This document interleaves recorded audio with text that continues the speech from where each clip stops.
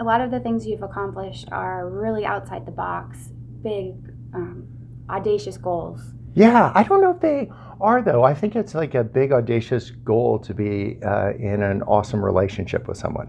And I'm not just saying that. It's a big, audacious goal to be a beautiful spouse to someone, or a great mom or dad to your kids, or a great friend to your other friends that are in need. That's huge. The other stuff just involves buying a plane ticket. And they give you frequent flyer miles, too.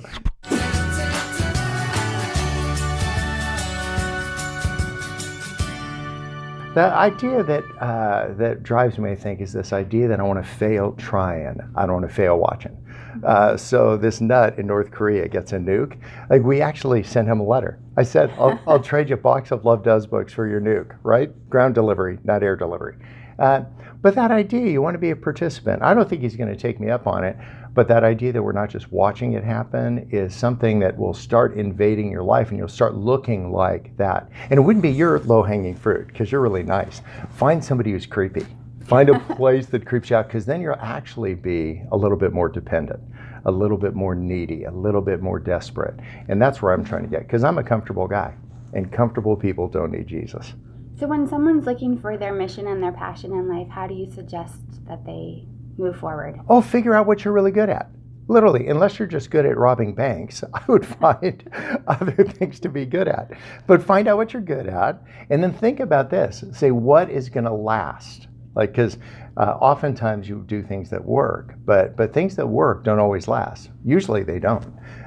But a couple things will, and loving people extravagantly will last. Having this idea of investing in somebody's life to hope their dream comes true, instead of making it all about you, to say, well, what are they dreaming about, or what are they terrified about?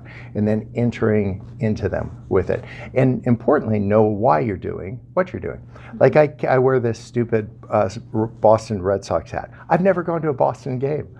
I'm not a fan. But my neighbor across the street was a fan, and she got cancer, and we knew she was going to be with Jesus in about a week, so we made a deal. I said, I'll wear your Red Sox hat for the rest of my life and represent, but every time Jesus walks by you, you need to mention my name, right? I don't want to get there and have him say, I knew you not. I'm like, Carol.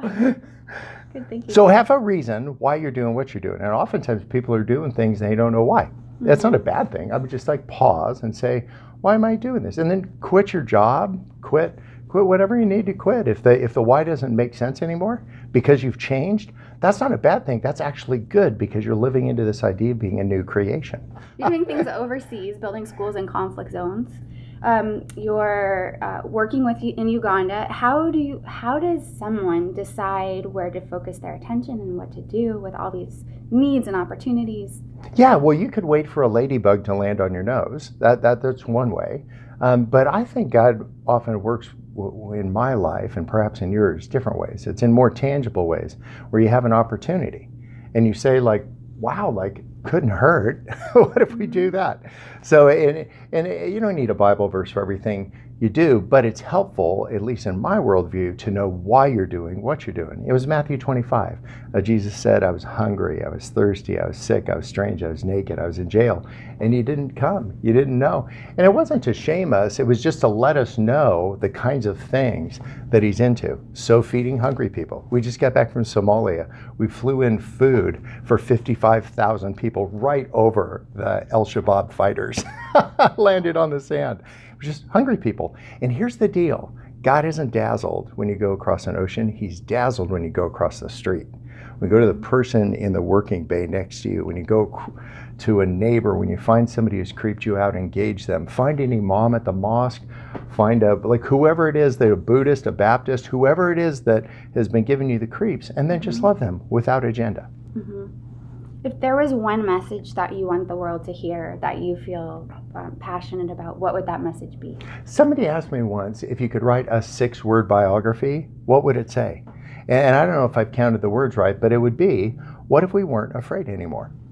Mm-hmm. What if we just weren't afraid? Because a lot of what we do is either motivated by fear or by love. So if we could rule out the fear part, and it's not bravado, it's just having a focus on to say, I'm just going to go do this. I'm going to fail trying. A bad day isn't having it not work. A bad day is not trying.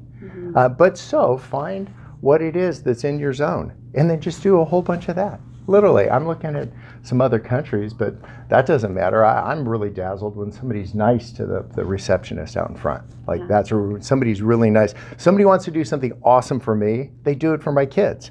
And I think that's exactly how God feels. You want to do something dazzling for him, do it for one of his kids. Is there any other question you think I should ask you? Does anything come to mind? No, you could ask me what the launch codes are, and I don't know. But I do know that there's a person that, for instance, like creeps a lot of people out.